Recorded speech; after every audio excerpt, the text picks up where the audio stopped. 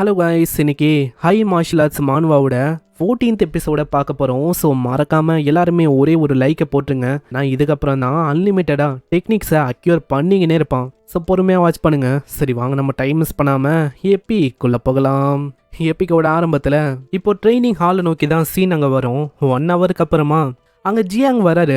Jiang வரும்போது அவருக்கு அந்த அளவுக்கு நம்பிக்கை இருக்காது. நம்ம ஹீரோவால அந்த டெக்னிக்கோட 3 ஸ்டான்ஸை கற்றுக்க முடியும்னு. தம்பி, உன்னால முடியலன்னா பிரச்சனை இல்லை, நீ அதை விட்டலாம். ஏன்னா அதை ஒரே நாளில் கற்றுக்கிறதெல்லாம் ரொம்ப இம்பாசிபிளான விஷயம்ப்பா. ஏன்னா அதை கற்றுக்கணும்னா எப்படியோ 1 இல்லை 2 மாசமாச்சு ஆகலாம். ஆனால் வரும்போது அவருக்கு ஒரு பயங்கரமான ஷாக்கு. ஏன்னா நம்ம ஹீரோ அந்த டண்டர் ஸ்பியர் ஆர்ட்ஸுக்கான ஃபர்ஸ்ட் ஸ்டான்ஸை அப்படியே கற்றுக்கிறான். அங்கே அவரு பண்ண மாதிரியே அப்படியே மின்னலால ஒரு அலையை அப்படியே பாயும். அதுக்கிடையில ரொம்ப சீனா நம்மளும் கண்ணா பின்னா நாங்க ட்ரைனிங் எடுக்கிறான். அங்க கிராண்ட் மாஸ்டர் ஜியாங்க பார்த்தோன்னே, கிராண்ட் மாஸ்டர் ஜியாங், இந்த ஸ்கில் ஸ்டார்டிங்ல ரொம்ப கஷ்டமா இருந்துச்சு. ஆனா எப்படியோ பிகினர் லெவல்ல நான் எப்படியோ கத்துக்கினேன். நெக்ஸ்ட் நீங்க சொன்ன மாதிரியே அந்த தண்டர் பாம் அதையும் கத்து தருவீங்களே. அங்க ஜியாங் வாயை பொழக்கிறாரு. அவருக்கு அங்க சுத்தமா ஐடியால எப்படி இதை பண்ணான்னு. ஆனா இந்த இடத்த விட்டு போய் ஒரு 1 hour கூட இருக்காது. அதுக்குள்ள ஒரு நாள் கூட ஆகல. அதுக்குள்ளேயே அந்த டெக்னிக்கை கத்துக்கினானா. இந்த மாதிரி ஒரு ஸ்டூடெண்ட்டை என் வாழ்க்கையில இது வரைக்கும் பார்த்ததே இல்லை. அங்க இதுக்கப்புறம் சாயந்தரமாவது அங்க ஜியாங்கோட மூஞ்சே சரியா இருக்காது. அவரு ஒரு மாதிரி பிரமிச்சு போய் நிக்கிறாரு, ஏதோ பேய பார்த்த மாதிரி. ஜியாங், என்ன ஆச்சு? எதனால பேய் அரைஞ்ச மாதிரி அப்படியே பிரமிச்சு போய் நிக்கிற? அந்த பையனுக்கு தண்டர் பாம் அந்த டெக்னிக்கை கத்து குத்தியா இல்லையா? கத்து குத்தட்டியான்னு கத்து குத்த. கொஞ்சம் போயிட்டு நீயே அதை பாரு. ஜியாங், அது இருக்கிறதுலயே ரொம்ப டஃபஸ்ட் டெக்னிக். இதை எப்படியோ நம்ம சூஹானால கத்துக்க முடியாது அப்படின்னு சொல்லி நீ சொல்லி தள்ளியான்னு. சரி சரி, நீ எதுக்காக ஆச்சரியமா இருக்கன்னு நான் உள்ள போயிட்டு பாக்குறேன். உள்ள போகும்போது அவருக்கு பயங்கரமான ஷாக்கு. ஏன்னா ஒரு சில நொடியில நம்மால அந்த தண்டர் பாம் அந்த டெக்னிக்கையும் கத்துக்கினான். அட கிராண்ட் மாஸ்டர் டியான், நீங்க சொன்ன மாதிரியே அந்த 2 டெக்னிக்கையும் நான் பக்காவா மாஸ்டர் பண்ணிட்டேன். ஜியாங்கு, ஸ்டார்டிங்ல நான் யோசிச்சேன் எதனால நீ ஒரு மாதிரி பிரமிச்சு போயிருக்கன்னு. ஆனா இப்பதான் எனக்கு புரியுது ஜியாங்கு, அந்த பையன் அதுக்குள்ள அந்த 2 டெக்னிக்கையும் மாஸ்டர் பண்ணிட்டானா. கிட்டத்தட்ட ஒரு நாள் கூட ஆகல. அதேதான் மாஸ்டர் டியான். ஏன்னா நானே கிட்டத்தட்ட 3 மாசம் ஆச்சு அந்த டெக்னிக் 2த்தையும் மாஸ்டர் பண்றதுக்கு. ஆனா என்னையே ப்ரோடஜி அப்படின்னு சொன்னாங்க. ஆனா ஒரு நாள் கூட ஆகல.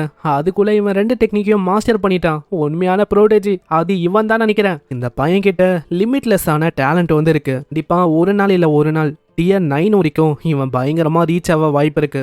ஜியாங்கு, நீங்க சொல்றதும் உண்மைதான். போற போக்க பார்த்தா அதுக்கும் மேல போனாலும் ஆச்சரியம் இல்ல.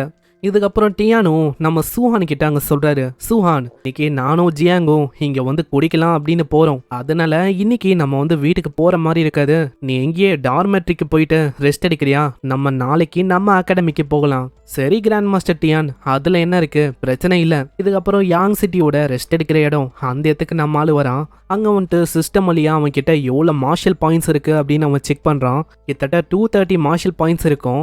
அதுல நல்லா ஊத்து பார்த்தா நம்ம ஹீரோவோட வைட்டல் எனர்ஜி, அதாவது பிளட் எனர்ஜி, அது 138 அப்படின்னு இருக்கும். இது ரொம்ப லோவா இருக்கு.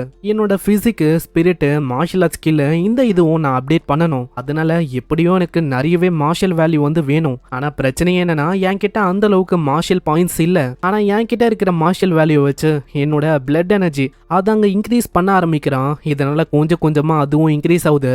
ஆனா பிரச்சனை என்னன்னா மார்ஷல் பாயிண்ட்ஸ் எல்லாமே இப்போ காலி. இன்னமும் நிறைய பாயிண்ட்ஸ் இப்போ வேணும். நம்ம ஹீரோவோட ஸ்ட்ரென்த்தை பார்த்து யாருக்குமே அந்த அளவுக்கு தைரியம் இல்லை சண்டை பொண்ணுன்னு. அதனால ஸ்பாரிங் பண்ணலாம் இந்த இடத்துக்கு வர வாய்ப்பே இல்லை. என்கிட்ட மார்ஷல் பாயிண்ட்ஸை கலெக்ட் பண்றதுக்கு இப்போ வர வழி இல்லை. இந்த பீஸ்டிங்ல கொண்டா ஒண்டிதான் என்னால மார்ஷல் வேல்யூஸை இன்னமும் கலெக்ட் பண்ண முடியும்னு நினைக்கிறேன். சீன் அப்படியே நம்ம டியானு ஜியாங்க நோக்கி வரும். அந்த இடத்துல ஜியாங்கு போதையில கண்ணா பின்னான்னு கத்த ஆரம்பிக்கிறாரு. அடே, நீ பண்ணது சரியா இல்லை, எங்களை ஏமாத்திட்ட. ஏன்னா ஏதோ சொன்ன இந்த மாதிரி ரேங்க் ஸ்கில்ல நான் தரேன்னு. ஆனா யாரு யோசிச்சா உன்னோட ஸ்டூடெண்ட் இந்த அளவுக்கு ஸ்ட்ராங்கா இருப்பான்னு. ஜியாங், போதும் 100வது வாட்டி இதை திரும்பவும் நீ சொல்ற. அங்க இப்படி இவங்க பேசும்போது இன்னொரு பர்சன் அப்பியர் ஆகுறான். கிராண்ட் மாஸ்டர் ஜியாங், இன்னைக்கு நைட்டு ரைடு அங்க பண்ண போறாங்க டார்மெட்ரியில. அதாவது இதுக்கு முன்னாடி ஒரு கேங்கு நம்ம ஹீரோவோட அகாடமில அங்க ரைட பண்ணிருக்கும்ல, அந்த மாதிரியே இங்கேயும் ஒரு கேங் அங்க ரைட பண்ண போதான். நம்ம ஜியாங் வேற அங்க போதையில இருப்பாரு. ஓ, நைட் ரைடா? தாராளமா பண்ண சொல்லு. ஆனா ஈஸியா போக வேணாம், ரொம்ப டஃப்பா இருக்கணும் ரைடு. அப்படியா ஜியாங்? கிராண்ட் மாஸ்டர் ஜியாங் என்ன சொன்னாருன்னா ரைட ஆரம்பிக்கலாமா, அதே மாதிரி ரைடு ரொம்ப டஃப்பா இருக்கணுமா. ஆனா அதுக்கப்புறமா தான் போதையில இருக்க நம்ம டியானுக்கு ஒரு விஷயம் அவங்க ரியலைஸ் ஆகும். ஓல்டு ஜியாங், என்னோட ஸ்டூடெண்ட் இந்த சூஹான், அந்த பையனும் உங்க டாம்ஸ்ல தான் இருக்கான்னு நினைக்கிறேன். ஐயையோ பிரச்சனையாச்சே. அடே அடே சீக்கிரம் இன்னைக்கான ரைடை டிலே பண்ண சொல்லு, அதாவது இன்னைக்கு வேணாம். ஆனா கிராண்ட் மாஸ்டர் ஜியாங் பிரச்சனை ஆயிடுச்சு, நான் ஆல்ரெடி சொல்லிட்டேன். அவங்களும் ஆல்ரெடி ரைடை பண்ண ஸ்டார்ட் பண்ணிட்டாங்க. இப்போ யாராலையுமே அதை தடுக்க முடியாது. இதுக்குன்னு ஸ்பெஷலா ஒரு கேங் அவங்க வந்திருக்கு. அந்த கேங்ல இதுக்கு முன்னாடி தோத்து போன அந்த பையன் ஜிங்கு, அந்த பையன் இருக்கான். அந்த பையனோட அண்ணனும் இந்த வாட்டி அங்க வந்திருக்கான். ஸோ இந்த வாட்டி வந்தவங்க எல்லாருமே டியர் 2க்கு மேலே இருக்க பசங்க தான். அங்கே ஜிங்கும் கேட்குறான், ஆமாம் எதுக்காக நீங்கள் வந்து இந்த டைமில் வந்திருக்கீங்க, வேற எதுக்காக? கிராண்ட் மாஸ்டர் ஜியாங்கே எஸ்பெஷலாக என்னை வர சொன்னார். ஸோ அப்படி இருக்கும்போது வராமல் இருக்க முடியுமா? ஆனால் எனக்கு இங்கே வந்தோடனே ஒரு மாதிரி தான் இருக்கு. ஏன் தெரியுமா? ஏன்னா இங்கே இருக்கிற பசங்க ஒருத்தவங்களும் டியர் 2 லோயரான ஸ்டேஜில் தான் இருக்காங்க. ஸோ நாங்கள் இங்கே வந்தனால புலி பண்ணுற மாதிரி எங்களுக்கு ஃபீல் ஆகுது. ஆனால் இதை கேட்கும் போது ஜிங்குக்கா அங்கே இதுக்கு முன்னாடி அவன் சொன்னால இதே மாதிரி டியர் 1ல இருக்கிற சூஹான் அவன் கூட சண்டை போடுறது நான் அவனை புலி பண்ணுற மாதிரி இருக்கும், அந்த மாதிரியே இது ரொம்ப ஃபெமிலியராக இருக்கு அப்படின்னு தான் அவன் யோசிக்கிறான். அதே மாதிரி நான் என்ன கேள்விப்பட்டேன்னா ரீசெண்டாக ஏற்பட்ட போட்டியில் நீ தோத்து போயிட்ட அப்படின்னு நான் கேள்விப்பட்டேன். உடனே இதை கேட்டோடனே ஆளுக்கு கடுப்பாகுது. இல்லை நீங்கள் நினைக்கிற மாதிரி இல்லை, அந்த பையன் சூஹானு அவனை நான் அண்டர் எஸ்டிமேட் பண்ணிட்டேன், அதனால தான் அப்படியாச்சு, இல்லைன்னா நானாச்சு அந்த இடத்துல தோத்து போகிறதாச்சு இப்படின்னு தான் அவங்க பேசிக்கிறாங்க. அங்கே இதுக்கப்புறம் இவங்களோட கேங்கோ அங்கே போக ஆரம்பிக்குது. அவ்வளோதான் வேட்டையை ஆரம்பிக்கலாம் இப்படின்னு ரொம்ப ஆர்வத்தோட அங்கே ஹண்ட்டை ஆரம்பிக்கிறாங்க. அங்கே திடீர்னு நைட்டோட நைட்டாக போனதுனால எல்லா இடத்துலையும் ஒரே சத்தமாக இருக்கும். அட நீங்கள் யாரு, எதுக்காக வந்திருக்கீங்க? அங்கே நம்மளுக்கும் இந்த சவுண்டு வந்து கேட்கும். இதுக்கு முன்னாடியே ஆள் இந்த சவுண்டெல்லாம் கேட்டிருக்கான். அதுலேயே அங்கே தெரியுது நைட் டைமில் ரைடை ஆரம்பிச்சிட்டாங்கன்னு. அந்த இடத்துல ஒரு பர்சனை பயங்கரமாக அடித்து பறக்க விடுறான். ஆனால் அவன்கிட்ட ட்ரெஸ்ஸுன்னு ஒன்றுமே இருக்காது. அங்கே டவலை வச்சு அவனோட மானத்தை காப்பாற்றுறான். அடே உனக்கு மானம் சூடு சொன்ன ஏதாச்சும் இருக்கா? தூங்கும் போது அநியாயமா இப்படி அடிக்கிறியே. எனக்கு புரியாத விஷயம் என்னன்னா எதுக்காக இந்த மாதிரி டைம்ல ஒண்ணுமே போடாம அவங்க தூங்கணும்? சைட்ல இன்னொரு ஸ்டூடெண்ட்டும் இருக்கான். அட உன்னை நான் மிஸ் பண்ணிட்டேனா?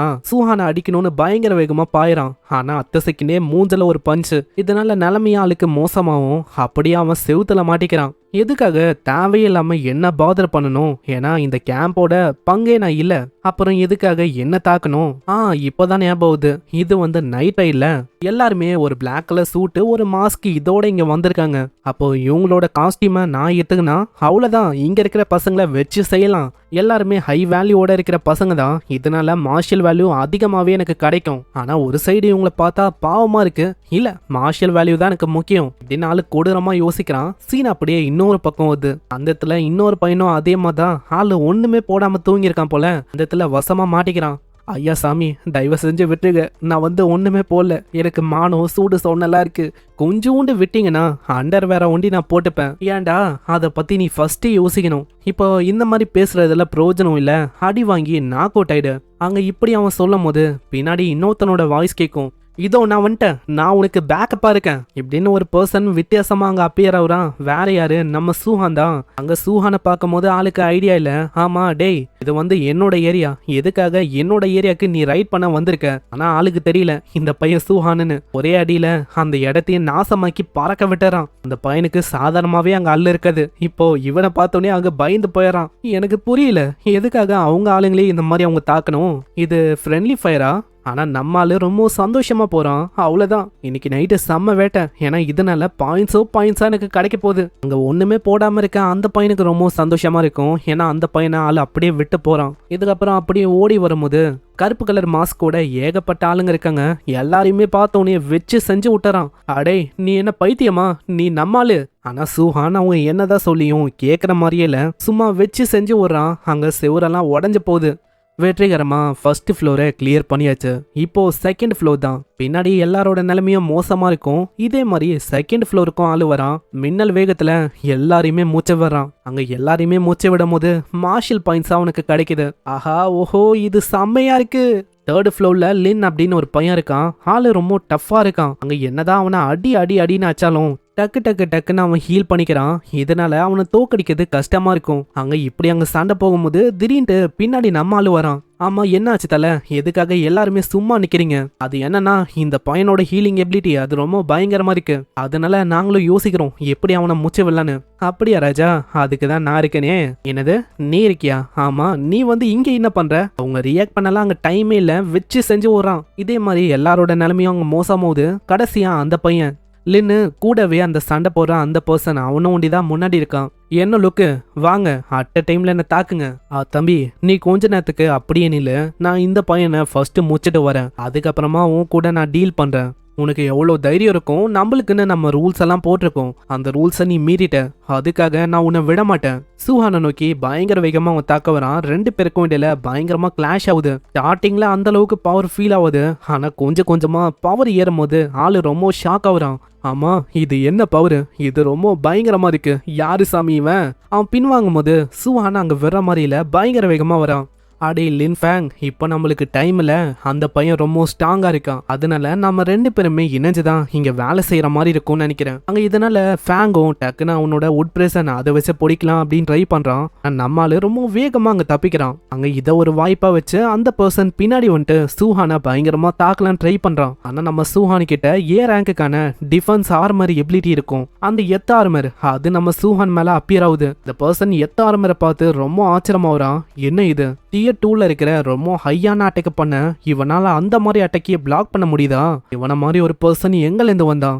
நம்ம சூஹான் ஆர்மரோட ரொம்ப சீனாங்க நிப்பான். அங்க திடீர்னு ஆளு மாஞ்சு போறான். இதனால அந்த பர்சனுக்கு தெரியல ஆமா எங்க போனவன், ஆனா யோசிக்கிறதுக்குள்ளேயே வச்சு செஞ்சு விட்டுறான். இதனால ஆளோட நிலைமை மோசமாகுது. இப்ப கடைசியா மிஞ்சிருக்கிறது அந்த தம்பிக்காரன் ஃபேங்கு. அவன் தான் ஃபேங்குக்கு மேல வந்துட்டு மூஞ்சிலே ஒரு அடி. இதனால ஆளும் காலி. இவங்க ரெண்டு பேருமே ஹை லெவலான மார்ஷியல் ஆர்டிஸ்ட், இதனால மார்ஷியல் வேல்யூ ரொம்ப அதிகமாகவே கிடைக்கும். இன்னைக்கு நைட் ஒண்டி அரௌண்ட் 2400 பாயிண்ட்ஸை நான் கலெக்ட் பண்ணிட்டேன். ஒரே நைட்ல நான் இந்த அளவுக்கு ரிச் ஆவேன் அப்படின்னு யோசிக்கல. காலையில ஆகுது, அங்க எல்லாரோட நிலைமையும் மோசமா இருக்கு. அங்க ஜியாங் பயங்கரமா கத்துறாரு. பாருங்க உங்க மாஸ்டர்ஸ் ஆன அந்த ஸ்டூடெண்ட் அவன் என்ன பண்ணி வச்சிருக்கான்னு. அகாடமி நிலைமையே இப்போ மோசமா இருக்கு. ஆனா டியான் கிட்ட கேட்டா இல்ல அந்த பையன்லாம் பண்ண வாய்ப்பே இல்ல, நடிக்க வேணாம், சூஹானை பத்தி எனக்கு தெரியும், இவனை தவிர வேற யாரால அந்த விஷயத்த பண்ண முடியும், திரும்பவும் இந்த இடத்துக்கு வந்தீங்க அவ்வளவுதான் பாத்துக்கோங்க இப்படின்னு அவர் அடிக்க வருவாரு. ஆனா அதுக்குள்ள நம்ம டியானு அப்படியே பாய் சொல்லிட்டு போறாரு. சரி நண்பா, நான் அப்புறமா உன்னை சந்திக்கிறேன். போற வழியில அவரு வந்து கேக்குறாரு, ஆமா சூஹான் உனக்கு இன்னமும் கரண்டா வாட்டரு மெட்டலு வுட் இந்த ஆட்ரிபியூட் இதுக்கேத்த மாதிரி பவர்ஃபுல்லான எபிலிட்டி உங்ககிட்ட இருக்கா? கிராண்ட் மாஸ்டர் டியான் அதுக்கேத்த மாதிரி எதுவும் இல்ல, ஆனா எதுக்காக நீங்க கேக்குறீங்க? வேற எதுக்காக? சில பல ஓல்டு ஃப்ரெண்ட்ஸ் இருக்காங்க, அவங்க கிட்டயும் இந்த எபிலிட்டிஸோட கிரேட்டரான பவர்ஸ் எல்லாம் இருக்கு, அதனால நீயும் நானும் அங்கேயே போயிட்டு ஒரு வணக்கத்தை போட்டு வரலாம். அங்க இதே மாதிரி தான் அடுத்த சில நாளைக்கு இவங்க பண்றாங்க, போறாங்க ஜெயிக்கிறாங்க, போறாங்க ஜெயிக்கிறாங்க. எபிலிட்டியும் நம்ம ஆளுக்கு கிடைக்குது. கிட்டத்தட்ட வுட் மெட்டலு வாட்டரு இது மூணுத்துக்கான ஏ ரேங்க் எபிலிட்டி அது நம்ம ஹீரோக்கு இது மூலமா அங்க கிடைக்குது. இதுக்கப்புறம் அவனோட அகாடமிக்கு வந்துட்டு அங்க ட்ரைனிங் அவன் எடுக்க ஆரம்பிக்கிறான். இப்போ வுட் வாட்டரு மெட்டலு எல்லாத்தோட ஏ ரேங்க் எபிலிட்டி எல்லாமே என் கிட்ட இருக்கு, அதையும் நான் கத்துக்கினேன். ஆனா ஹைலைட்டான விஷயம் என்னன்னா இந்த அளவுக்கு அதிகமா ஏ ரேங்க் எபிலிட்டிலாம் என்கிட்ட இருக்குமா அப்படின்னு நான் இதுக்கு முன்னாடி யோசிச்சேன். ஆனா இப்போ என்கிட்ட இருக்கு. அதே மாதிரி மார்ஷியல் வேல்யூவும் இப்போ ரீசெண்டாக என்கிட்ட அதிகமாக இருக்கு. இருக்கிற மார்ஷியல் வேல்யூ எல்லாத்தையுமே வைட்டாலிட்டியில் போடுறான். ஏன்னா வைட்டாலிட்டி ரீசெண்டாக ரொம்ப கம்மியாக இருந்திருக்கும். அங்கே அதில் போட்டோன்னே அப்படியே 450க்கு அது சுவிட்ச் ஆகும். அவ்வளோதான், இன்னமும் ஒரு 50 வைட்டாலிட்டி இருந்தா என்னால் டியர் 2ல இருக்கிற மார்ஷியல் ஆர்டிஸ்டா பிரேக் த்ரூ பண்ண முடியும். இன்னமும் ஒரு 100 பாயிண்ட்ஸ் நம்ம ஹீரோ கிட்ட இருக்கும். அதை எடுத்துன்னு போயிட்டு ஓலாட் பாடி மேலாம் போறான். அங்கே போட்டோன்னே நிறையவே இன்க்ரீஸ் ஆகும் அப்படின்னு தான் யோசிப்பான். ஆனால் வெறுமா 0.1% தான் அங்கே அதிகரிக்கும். என்னது 100 மார்ஷியல் வேல்யூவை நான் போட்டிருக்கேன், நான் அப்படி இருக்கும் போதும் வெறும் 0.1%, அதாவது இப்போ 1.1ல இருக்கு. இது என்ன கதையா இருக்கு? ஓலாட் பாடியை அப்கிரேட் பண்றது கஷ்டமா? சரி ஏதோ ஒன்று, இப்போதைக்கு நான் டியர் 2ல இருக்கிற மார்ஷியல் ஆர்டிஸ்டா பிரேக் த்ரூ பண்ணுறதுக்கு பார்க்கணும். அதுக்கு கொடூரமான பீஸ்ட்டுங்களை ஹண்ட் பண்ணாலே போதும், எனக்கு பாயிண்ட்ஸ் வந்து கிடைக்கும். வெளியில போகும்போது கிராண்ட் மாஸ்டர் டியான் அவர் அங்கே வராரு. சூஹான் நீ இன்னமும் அந்த ஹீலிங் எபிலிட்டி அதுலேயும் லேக் ஆகுறா அப்படின்னு எனக்கு தெரியும். ஆமாம் கிராண்ட் மாஸ்டர், நீங்கள் வந்து சொல்கிறபடி பார்த்தா திரும்பவும் ஒரு ட்ரிப் அடிக்க போகிறோமா நம்ம மற்றவங்களை டிஃபீட் பண்ண? இதுக்கப்புறம் நம்மால் ஹாங் சிட்டி அப்படின்னு ஒரு சிட்டிக்கு வரான். அங்க இருக்கிற கிராண்ட் மாஸ்டரோட பசங்க கூட நம்மளும் போற மாதிரி இருக்கு. கிராண்ட் மாஸ்டர் ஷானோ இந்த ட்ரைனிங் எப்படி இருக்கும்னு சொல்ல ஆரம்பிக்கிறாரு. இந்த ட்ரைனிங்கை பொறுத்த வரைக்கும் நீங்க மாஸ்டருங்க இருக்கிற அந்த மவுண்டனுக்கு போற மாதிரி இருக்கும். சும்மா இல்ல 7 நாளைக்கு நீங்க சர்வே ஆகணும். எந்த விதமான சப்ளையும் உங்ககிட்ட இருக்காது. அங்க 10,000க்கும் மேற்பட்ட பயங்கர கொடூரமான மாஸ்டர்ஸ் எல்லாமே இருக்கும். 7 நாளைக்கு நீங்க எல்லாருமே சர்வே ஆகணும். ஆனா இது கேட்கிற நம்மளுக்கு ரொம்ப ஆர்வமா இருக்கு. ஏன்னா பீஸ்டுங்களை கொல்லணும், அதுக்காக தான் இங்க வந்தான். அந்த விஷயம் இப்படி பண்ற மூலமாவே அங்க கிடைக்கும். இந்த ஹாங் சிட்டி சும்மா இல்ல, இது ஒரு ப்ரொவிஷனலான சிட்டி. அதாவது இங்க இருக்கிறவங்க எல்லாருமே ரொம்ப ஜீனியஸ் ஆனவங்க, ரொம்ப டேலண்டோட இருக்கிற பசங்க தான் இங்க இருப்பாங்க. ட்ரைனிங்கை பத்தியும் சொல்ல வேணா, எங்க சிட்டியை விட ரொம்ப ஹார்டா இருக்கும். ட்ரைனிங் ஆரம்பிக்குது, எல்லாருமே ஓடி போறாங்க. அந்த இடத்துல ஷானு வந்துட்டு நம்ம டியான் கிட்ட கேக்குறாரு, ஆமா என்ன ஆச்சு டியான், எதுக்காக நீ அந்த டியர் 2 கூட ரீச் பண்ணாத அந்த பையன் சூஹான் அவனை இங்க கொண்டு வந்திருக்க, அவனை வச்சு ஒரு பெட்டை நீ பண்ணிருக்க. அட என்ன சொல்லிருக்கீங்க ஷாங், நீங்க ஜஸ்ட் ஒத்துக்கோங்க. ஏன்னா எப்படியோ இதுல நம்ம சூஹான் ஜெயிச்சுட்டா அந்த ஏ ரேங்க்ல இருக்க அந்த ஹீலிங் ஸ்கில் அத நம்ம சூஹானுக்கு கத்து தர மாதிரி இருக்கும். அப்படி அவனால ஜெயிக்க முடியலனா அதான் நான் இருக்கல, இங்க இருக்கிற பசங்களுக்கு நான் ஏ ரேங்க்ல இருக்க அந்த எபிலிட்டியை கத்து தரேன். உங்களால முடியுமா? ஏன்னா இங்க இருக்கிற பசங்க எல்லாருமே டியர் 2ல இருக்காங்க. ஆமா, இந்த ட்ரைனிங்ல அந்த வித்தியாசமான கல்ட்டு கும்பல் அவங்களும் வந்திருக்காங்களா என்ன? நீ அந்த கல்ட்டு கும்பலை பத்தி கவலைப்பட வேணாம். Just second dear, third dear இந்த மாதிரி ஆளுங்க தான் வருவாங்க. ஆனா ஏதோ ஒண்ணு, இது ஒன்றும் அவனுக்கு தப்பான விஷயம் இல்ல. சூஹானுக்கு இந்த மாதிரி பீஸ்டுங்க கூட சண்டையிறது ஒரு பேடான எக்ஸ்பீரியன்ஸா இருக்காது. டியர் 3ல இருக்க அந்த கல்ட்டு கும்பல் அவங்க இங்க வந்தா கண்டிப்பா ஸ்டூடெண்ட்ஸுக்கு ஆபத்து. ஆனா நீ என்ன சொல்லிருக்கன்னு தெரியும்ல, இதுக்கு முன்னாடி ஏற்பட்ட அந்த பயங்கரமான வார பத்தி யோசிச்சியா? திரும்பவும் அந்த வார் இப்போ ஏற்படவும் வாய்ப்பு இருக்கு. அதனால இப்போ இருக்கிற பசங்களுக்கு இந்த மாதிரி ஹார்டான விஷயத்த பண்ணா ஒண்டிதான் ஃபியூச்சர்ல அவங்களால ஒரு மிகப்பெரிய பவர் ஹவுஸா இருக்க முடியும். டியானால எதுவுமே சொல்ல முடியல, அவரும் அதுக்கு கம்மன் தான் இருக்காரு. ஏன்னா டியானை பொறுத்த வரைக்கும் நம்ம சூஹான் ஃபர்ஸ்ட் பிளேஸ் அடையணும், திரும்பவும் உயிரோட வரணும், அதுவே போதும். இந்த சைடு நம்மால கொடூரமா அங்க இருக்கிற பீஸ்டுங்களை கொள்ள ஆரம்பிக்கிறான். அங்க முன்னாடி பின்னாடின்னு அப்பியர் ஆகும், எல்லாத்தையுமே வச்சு செய்யறான். அங்க பெரிய ஸ்னேக் வரும், விண்ட் டெக்னிக்கை வச்சு மொத்தமா அதையும் மூச்சு வர்றான். அதே மாதிரி இன்னொரு பீஸ்டும் வரும், வாட்டர் டிராகன் அப்படின்னு ஒரு டெக்னிக்கை வச்சு அதையும் மூச்சு வர்றான். பரவாயில்ல, நான் நியர்லி புதுசா கத்துக்கின எல்லா டெக்னிக்கும் ரொம்ப பயங்கரமா இருக்கு. இதே மாதிரி தொடர்ந்து நான் பவர்ஸை பயன்படுத்தினா என்னோட QI அது கம்மியாயிடும். இப்போ என் கிட்ட மார்ஷல் வேல்யூவும் இருக்கு. அதனால சீக்கிரமா இந்த இடத்துல நான் டியர் 2க்கு பிரேக் த்ரூ பண்ணணும்னு நினைக்கிறேன். இருக்கிற மார்ஷல் வேல்யூ எல்லாத்தையுமே வைட்டாலிட்டியில ஆளு போட ஆரம்பிக்கிறான். இதனால பிரேக் த்ரூவும் அங்க ஏற்பட ஆரம்பிக்குது. இந்த டைம்ல வித்தியாசமா ஒரு பர்சனும் வரான். முன்னாடி இருக்க பீஸ்டுங்களை பார்த்து அவன் ஆச்சரியமா வரான். ஏன்னா ஒரு மிகப்பெரிய பீஸ்ட யாரோ ஒருத்தங்க கொண்டு இருக்காங்க, பக்கத்திலேயே ஒரு கேவும் இருக்கு. அப்பனா ஆக்சுவலா அதுக்குள்ளதான் யாரோ ஒருத்தங்க இருக்காங்கன்னு நினைக்கிறேன். சாக்ரிஃபைஸ் பண்றதுக்கு யாராச்சும் கிடைப்பாங்களான்னு யோசிச்சேன். ரொம்ப ஈஸியா பசங்க கிடைப்பாங்கன்னு நான் எதிர்பார்க்கல. சரி, உள்ளதான் நீ இருக்குன்னு தெரியும், மரியாதையா வெளியில வா. நீ வெளியில அமைதியா வந்துட்டா உன்னை அமைதியா நான் கொன்றுவேன். இல்லன்னு வச்சுக்கோயேன், உன்னோட தோலை உரிச்சு உன்னை துடிக்க கொல்லாம நான் விட மாட்டேன். இந்த பர்சன் இப்படி சொல்ல இங்கே இந்த எபிசோட முடியுது. உங்களுக்கு ஒரு டவுட் வரலாம், எதுக்காக இந்த பர்சன் இப்படி வித்தியாசமா ஆக்ட் பண்ணலான்னு. ஏன்னா இதுக்கு முன்னாடி அந்த கல்ட்டு கும்பலை பத்தி பேசுறாங்களே, அந்த டிமானிக் கல்ட்டு கும்பல்ல இந்த பர்சன் இவனும் ஒரு மெம்பரா இருக்கான். முக்கியமா இவன் டியர் 3க்கு மேல இருக்கான். இந்த கல்ட்டு கும்பலோட வேலை என்னன்னா பசங்களை சாக்ரிஃபைஸ் பண்ணி இவங்க காடா மாறணும் அப்படின்னு ட்ரை பண்றாங்க. இந்த மாதிரி ஆளுங்களால இதுக்கு முன்னாடியே ஹியூமன்ஸ், பீஸ்ட் இந்த ஆளுங்க இவங்களுக்கு இடையில பெரிய வாரம் ஏற்பட்டிருக்கும். அதை பத்தி தான் இதுக்கு முன்னாடி வாருன்னு அடிக்கடி அங்க சொன்னாங்க. சரி, ஏதோ ஒன்று எபிசோடு உங்களுக்கு பிடிச்சிருக்கும்னு நினைக்கிறேன். நெக்ஸ்ட் எபிசோடு வேற லெவலில் இருக்கும். இன்னமும் இதுக்கு ஒரு வீடியோவோ 2 வீடியோவோ இதுதான் வரும். ஏன்னா சாப்டர்ஸ் இதுக்கு முடிய போது முடிஞ்சவுடனே மான்வா இல்லையா ப்ரோ அப்படின்லாம் கேட்க வேணாம். இருக்கு, சீக்கிரமாவே நம்ம பார்க்க போறோம். ஒரு பெரிய மான்வா தான், அதனால பொறுமையா வெயிட் பண்ணுங்க. ஏன்னா அந்த மான்வா உங்களுக்கு ரொம்ப கண்டிப்பா பிடிக்கும். அந்த மாதிரி ஒரு மான்வாவை தேர்ந்தெடுத்து வச்சிருக்கேன். சீக்கிரமாவே நம்ம பார்த்துலாம். ஸோ லைக் ஒண்டி போட்டுருங்க. சரி, நான் உங்களை நெக்ஸ்ட் எபிசோட்ல சந்திக்கிறேன். தேங்க்யூ ஃபார் வாட்சிங். சைனரா.